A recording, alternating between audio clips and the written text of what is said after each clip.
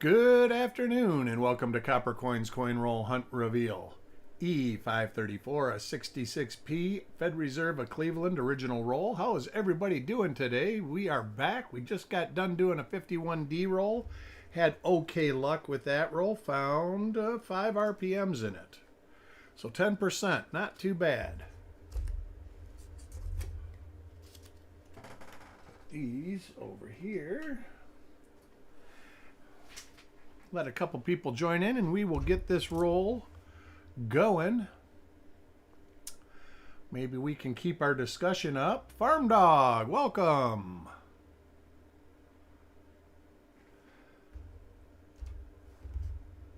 I did just list our first 2025p DDO, and it was a doubled ear.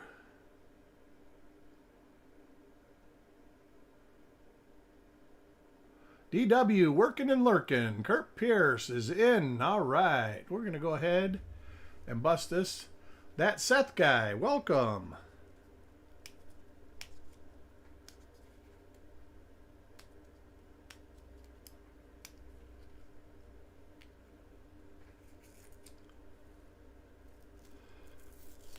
This roll's one of those lottery ticket-like rolls. If you hit, you hit, but most of the time you don't.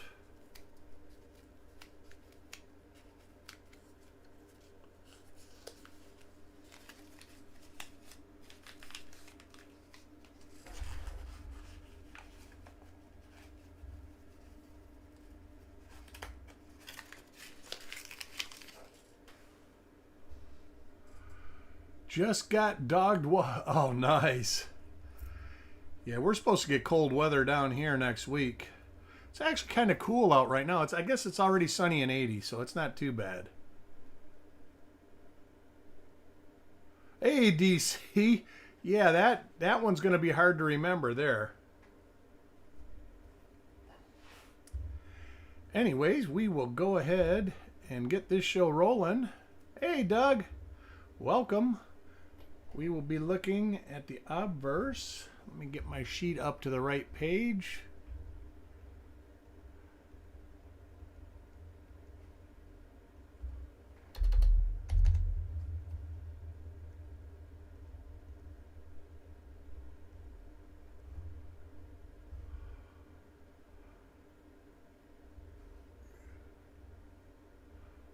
A beautiful double die obverse and a beautiful double die reverse.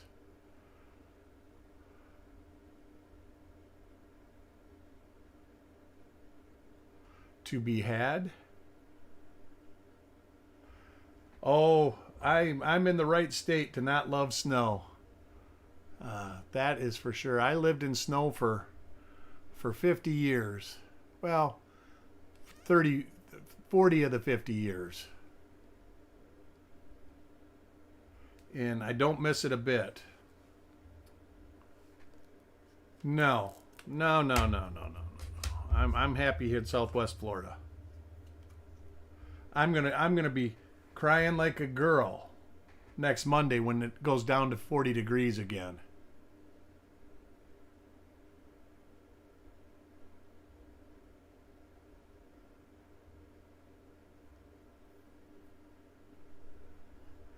Makes me feel alive. Yeah, it just makes my back hurt more than it already hurts.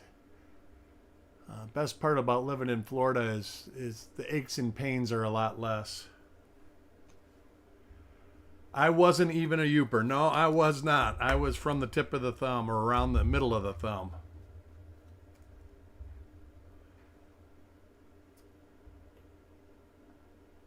I used to travel up to the UP quite a bit though. Some trip to Ontonagon and places like that. Deer hunted up there a couple times. Then my sister got 80 acres in the thumb. And I just started going hunting there.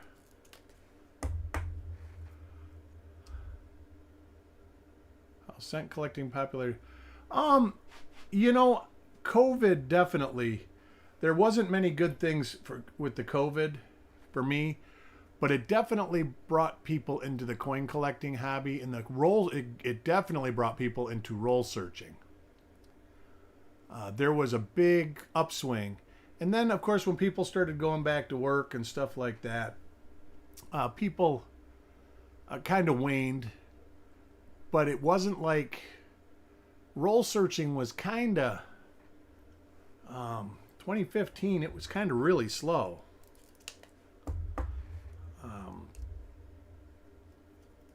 And you could get most coin shops always had rolls of cents before COVID.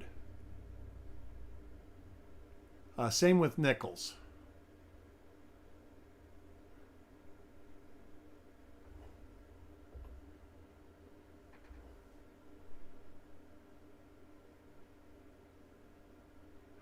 Heck, the Canadian cent, they still get them readily. Cad Roll Hunter just did a great video on basically he was talking about the end of the Lincoln cent and how it's been 23 years there, and they still have no problem getting cents to search, and they're still finding stuff in their cents. Their varieties are a lot different than ours over there, but they're still finding stuff. And so there's no reason to believe the Mint estimates that there's 300 billion Lincoln cents out there. I question that number, but I think there is plenty of Lincoln cents for there to be all sorts of Lincoln cents for years to come, unless they actively try to reclaim them and destroy them.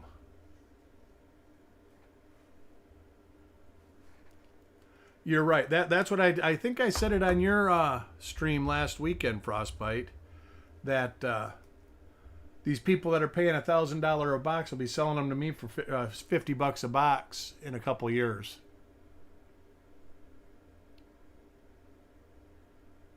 And hey, for their sake, I hope it's not true, but I can't imagine. The value staying constant.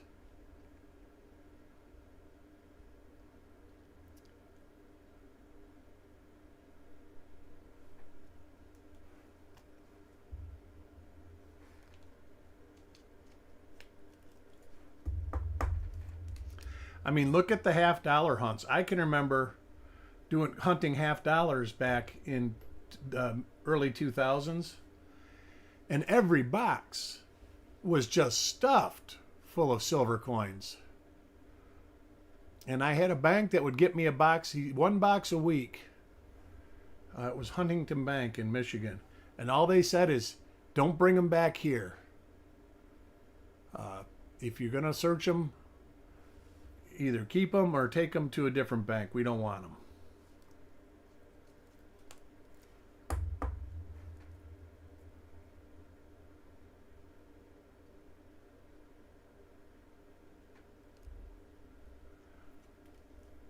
But yeah, so right now people are hoarding them, and a lot of people are searching coins.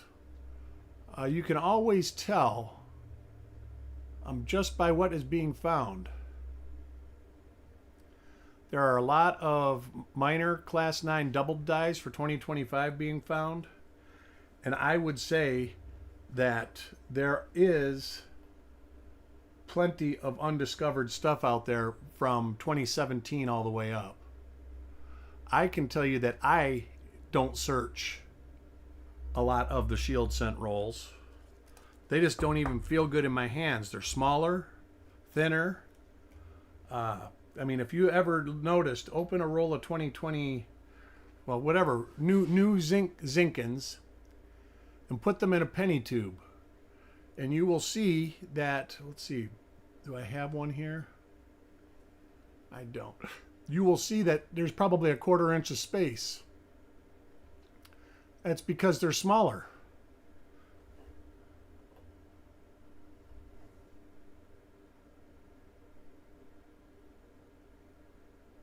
That's what, they're not dying here right now, but I'm getting a lot of cents from that one bank because she said that they have people that are, they're trying to do their part and they think that turning in the cent is going to help.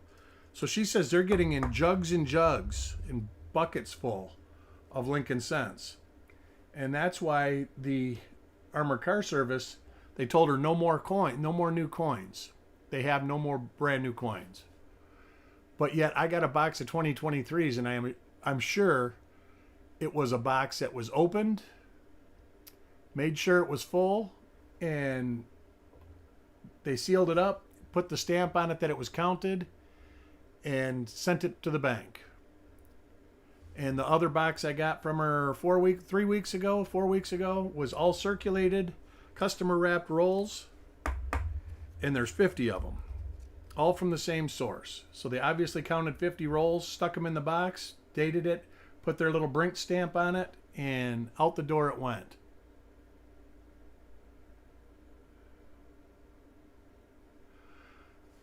Even pennies, I can remember going to, when I was in Detroit, I had an account at a Comerica Bank branch there.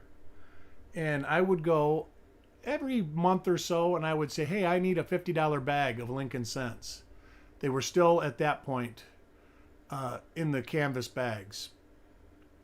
And I was getting bags of 93, 95, 97, 2000, 2001. They would just bring a bag. Sometimes it would be a circulated bag. Then after 2001, I would go get boxes. And it was weird because I would get Philadelphia and Denver mint coins. You could never request what you wanted. I'd just say, get a bag, and they'd just grab a bag and ship it. And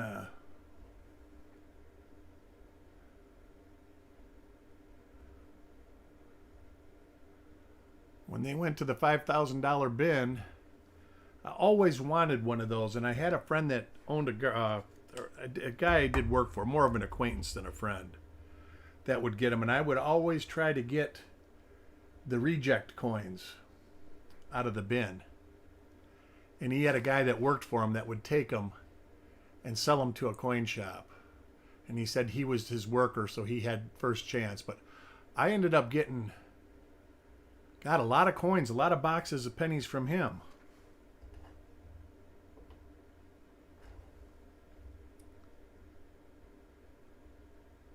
Little struck through.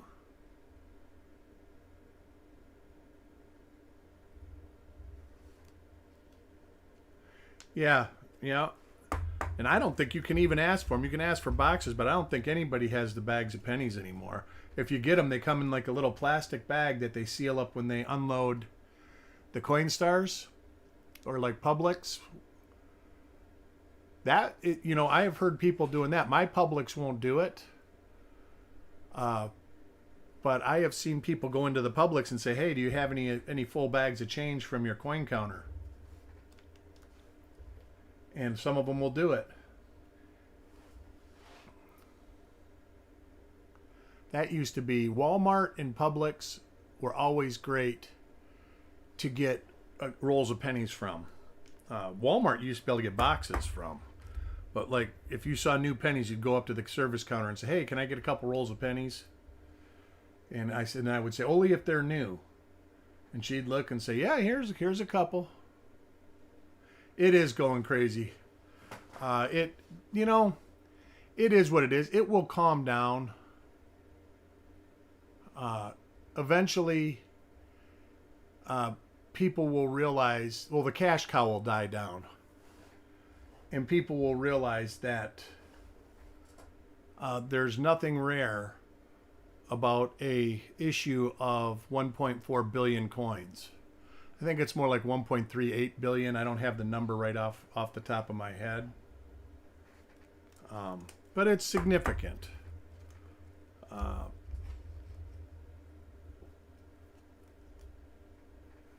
We had this conversation again on Frostbite's channel about the 1909 SVDB. As far as minting coins go, it's not particularly rare as far as they made I think 400,000 of them. Is that what? No, 100 and something thousand of them. I don't know offhand. Now I'm confused. Made like 1.4 million 14D. Let's see, 1909. I don't know why I think 400,000, but I don't think it's that. Oh, 484,000. All right. No, 480. 1909 SVDB is 484,000, and that tells you right there. 4 die pairs. There's 4 die pairs in 1909S.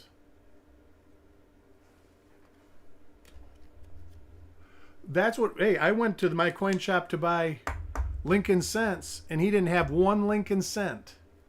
He said some guy come in and bought everything he had. Wheat bags, everything. He said he sold 60 wheat bags to the guy. And I was like, damn. And he goes, yeah. He says, and he even said, he goes, I charged him way too much money for the wheat bags. And so, because he was afraid he wouldn't be able to get any more. And he said, he goes, I was right. I can't. His wholesaler, he goes, I've been buying wheat bags from this guy for over 40 years. And he said he would never run out. And he said he couldn't get any from that guy either. Otis, welcome.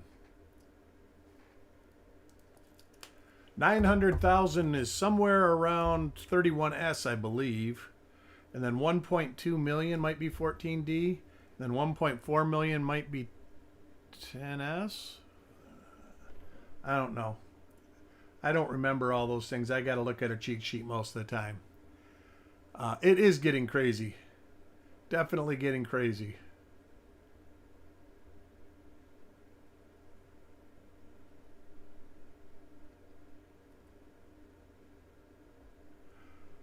That guy asked me, he says, I'll give you 3 cents a piece for your wheats. And I know that he never paid that much. He was selling them for 4 cents.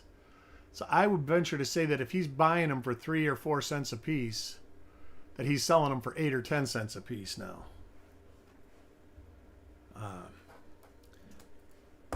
I just wish, it would be a good time for me to sell coins, but I don't know. It's a mental issue with me. They're like my babies, my precious. And you literally, if you saw the pile of Lincoln Cents I have, it is sickening. At least that's what my wife says, but she's a good sport about it.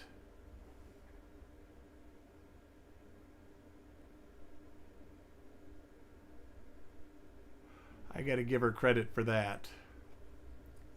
A lot of wives would not understand.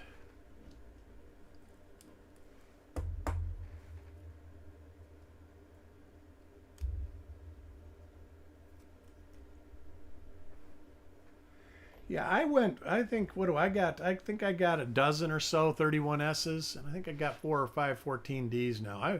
About 3 years ago, I bought quite a few just because they were there, and they have really appreciated. Crispy, welcome. Haven't seen you in a little while. Hope all is going well.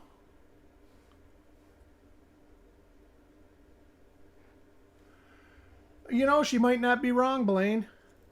Might not be wrong. I can tell you that looking at coins,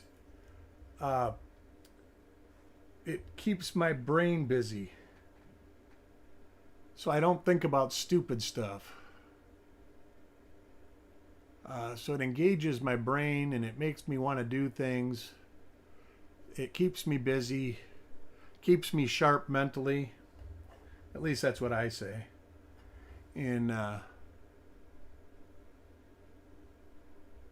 love it. I spend pretty much 60 hours a week doing this kind of stuff. Yeah, that's a good way of putting it, Frank. Good way of putting it. Frostbite, see you later. That's a good way of putting it. It keeps me in my happy place or away from my dark spots. So far, we got nothing in this roll. This roll was not stored good. This is actually moisture damage from the planchet wash that was left on. It gets wet, dries, gets wet, dries, get wet, dries, and it makes these grayish spots that look like splashing. Namaste, welcome.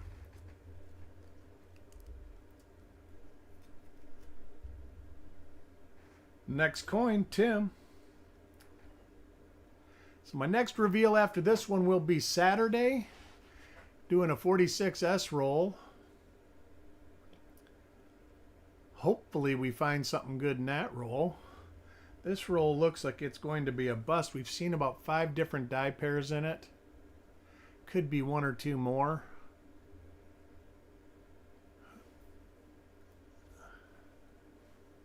Some of those videos are pretty cool, Frank. Oh, yeah, and I get that. I know that when we first moved here, my wife got into rock tumbling and stuff. And it was pretty cool. It just took so long.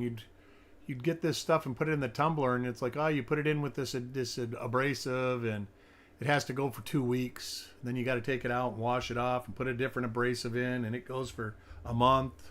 So it takes 6 months.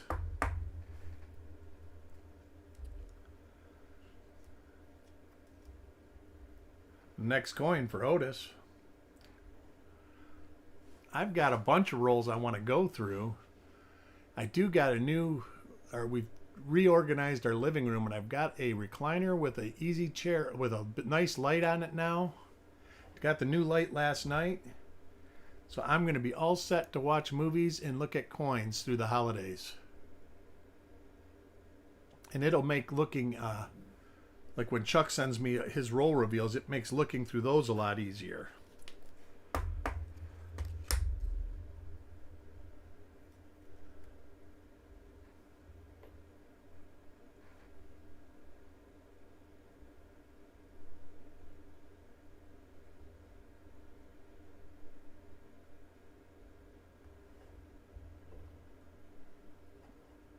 Right? This is the roll, too.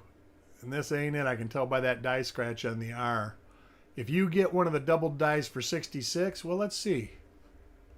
If you get one in uncirculated condition, heck, DDR, you're looking at a $1,000 coin. DDO, you're still looking at a $500 to $1,000 coin. In progress. All right. Those are coins that I am still working on.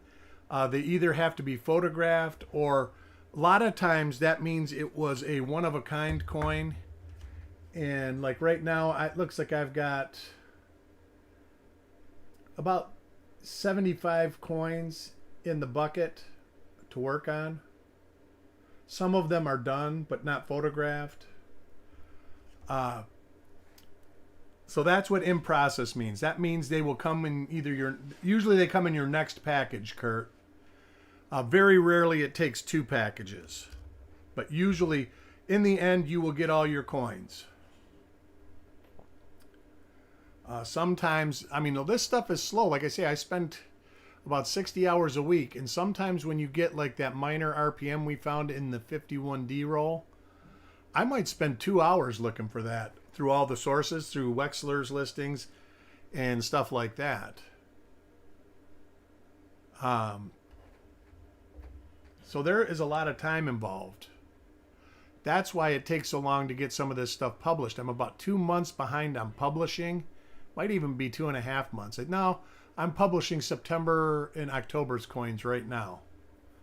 So I'm getting caught up, but I'm still 100 coins behind. It seems like right when I make headway of getting the coins published, I get 20 more coins. So, David Matthews, welcome.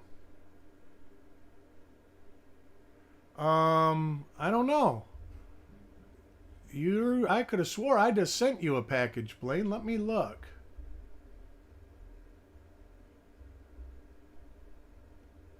Let me see.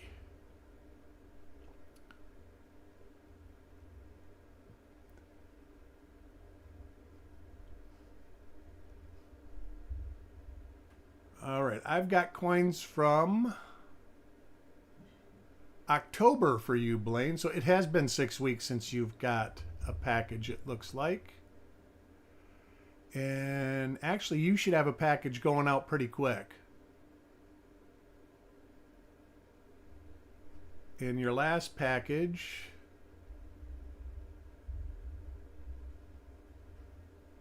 yeah, your last package was probably 6 weeks ago.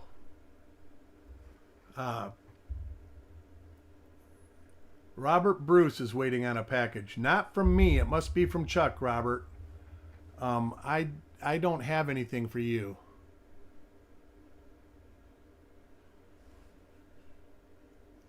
And welcome to the show.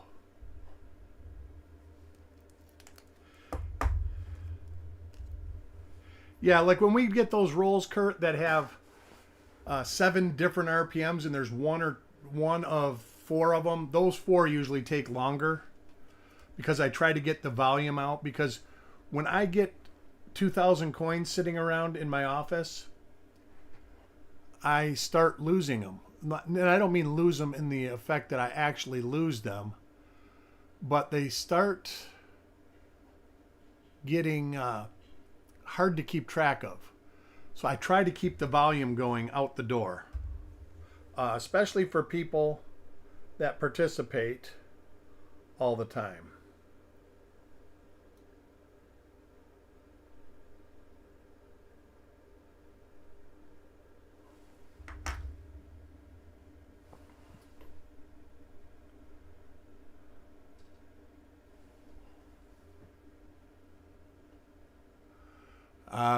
You guys have a penny shortage, Blaine, but I don't. I think I'm near 30,000 rolls in the can, ready to search. Maybe more. It's a big pile, I can tell you that.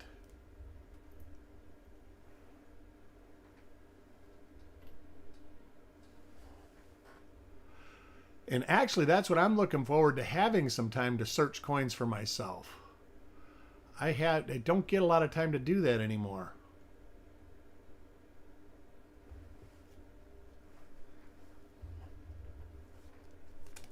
And once I get these rolls sorted out, I think my new office layout in the plan I have to try to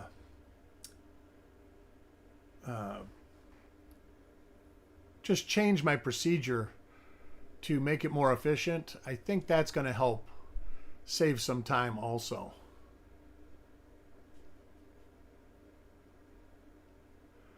That's what they want, Otis. They would, in a perfect world, they want fund transfers. Then they wouldn't have to make coins or bills.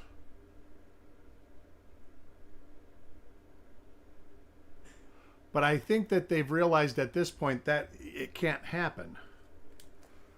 I think it would open up the floodgates for illicit trading of different things. And I don't know what it would be, but people would find a way to barter and trade, and then they wouldn't be able to keep track of it.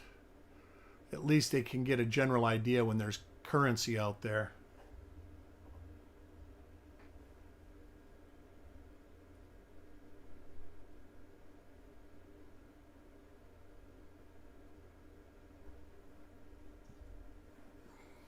Oh, no problem, Kurt. I just thought I would explain that because other people might have the same question.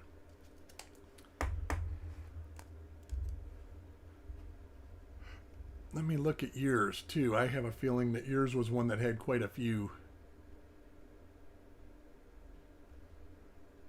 Not too bad. 3. 465. That one I just looked at. That's sitting on my desk. 505, I think that one is done for your next shipment. 510, I'm not sure yet. Oh, I'm not sure yet what that one is. That's in the bucket.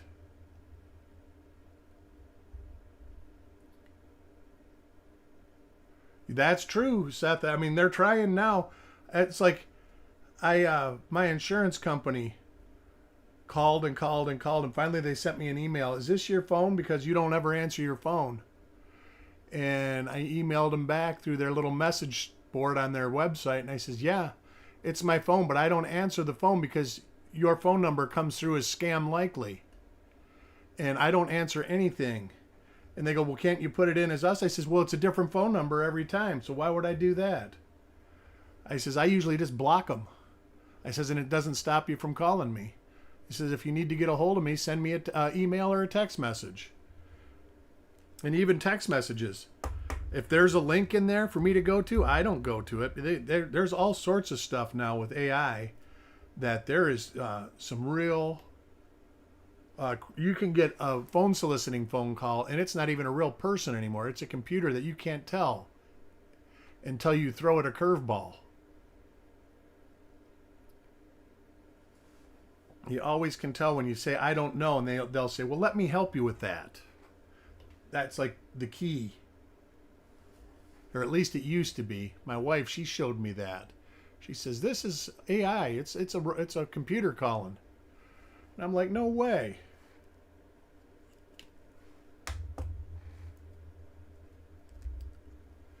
Coin 36. So it looks like this roll's not going to have the treasure in it that we were seeking.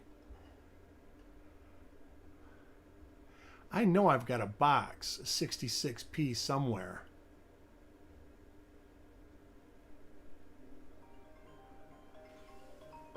Oh, look at that. Scam Likely's calling right now.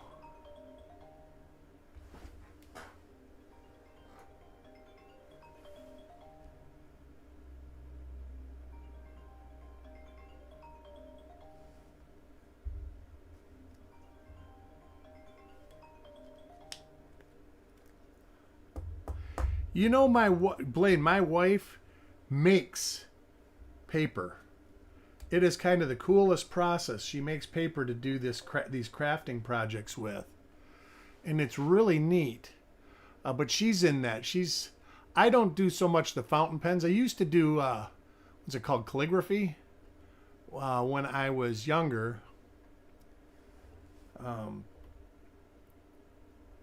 But she does all sorts of paper crafts from making her own paper. And she makes the pulp and dries it, and it's really neat. Wendy, welcome.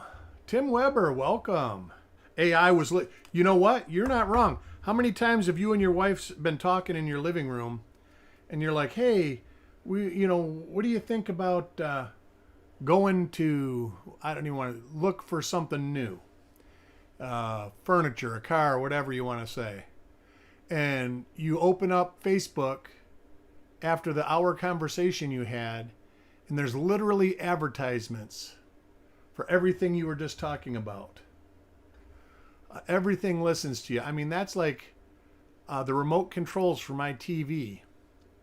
When I'm talking, the remote control light is flashing. It's listening to me. Alexa's the worst. Alexa hears stuff, and then all of a sudden says, I can help you with that. Here's an advertisement for this and this and this. And it's just like, finally you got to unplug her. I'm surprised she hasn't learned how to plug herself in.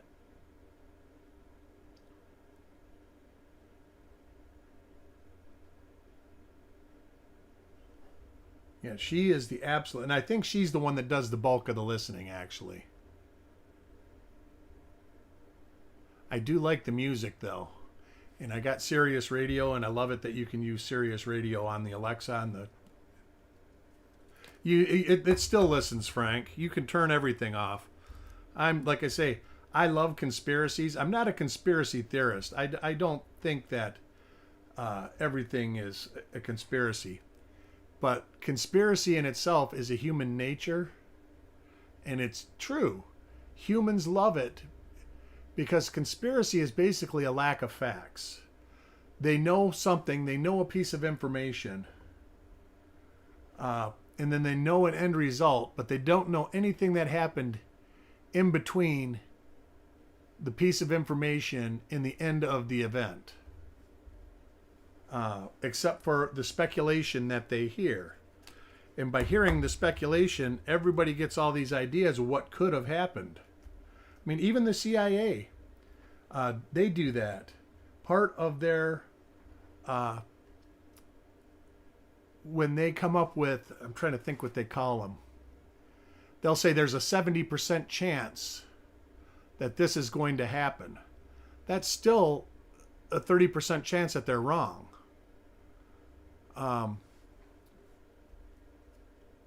Right.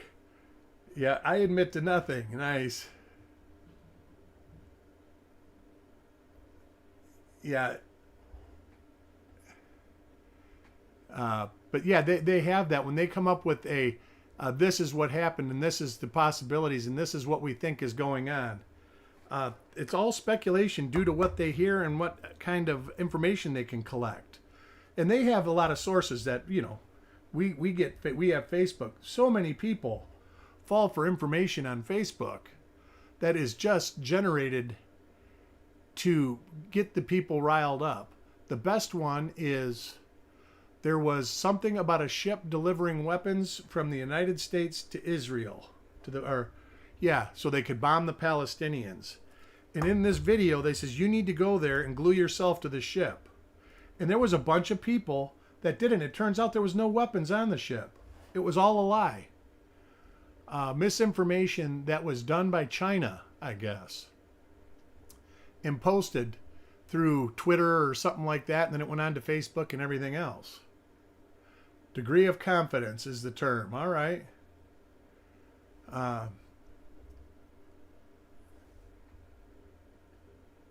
But there's so many of those things out there.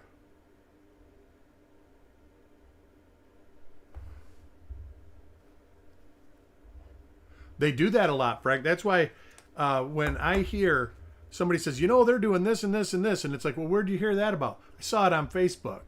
I automatically dismiss it as, is it not true? No. But I'm not trusting that it's true. That's right.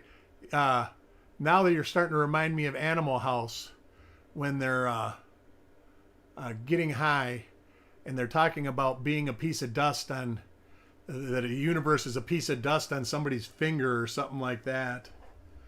And that that universe could be a piece of dust on somebody's finger. That cracks me up.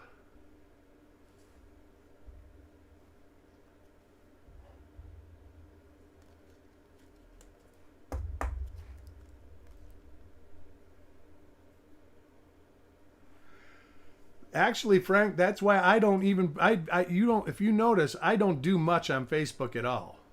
I find it a very toxic environment. I'm there to communicate with friends and family, and that's what I use it for. I don't post much, and if I do post something, it's usually a picture of my dog or some stupid meme about the weather or something, or a memory from a vacation. That's what I end up doing with it. I do not post anything political, anything that is controversial, anything that has to do with knowledge in general.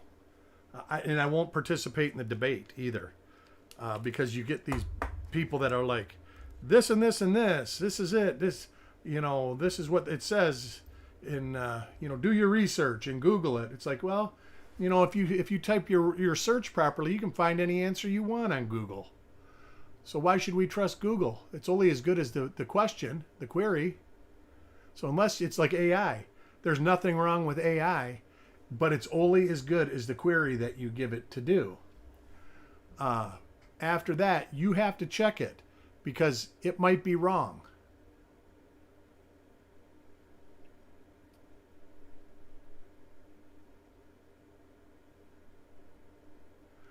A lot of the internet is bots. That's the reason everybody has the @ names now.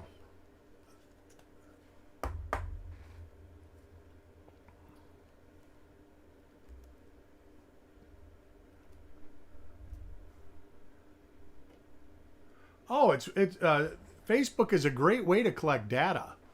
I mean, there are things about Facebook that are genius, and it's not just Facebook. YouTube. There is a lot of really toxic stuff on YouTube. YouTube does kind of try to police it. They either demonetize it or take it off if you use copyright stuff or if you do. They're pretty good about that.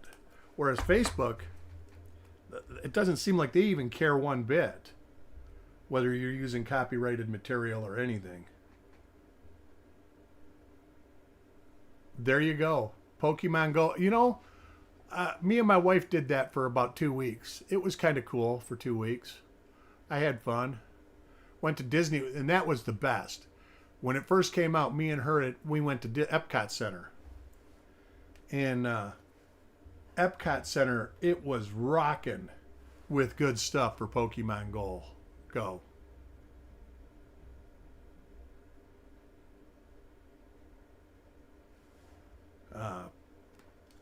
That's another game, though. After a couple weeks, it was great running around trying to find all the stuff that you'd get in parking lots and stuff like that. It's just like that. Do you remember back in the day, they used to, when GPS came out, everybody got into geocaching. And geocaching is, you'd take your GPS and they would say, there's something at this location, and they would hide, let's just say, a coin there. And if you found it, you got to keep it. But you would mark that it was found, or sometimes they would put a thing that you were supposed to leave something in the spot. And it was really a big hobby. We did that with the GPS on our phone for a while, and that was pretty fun for a couple weeks. Yeah.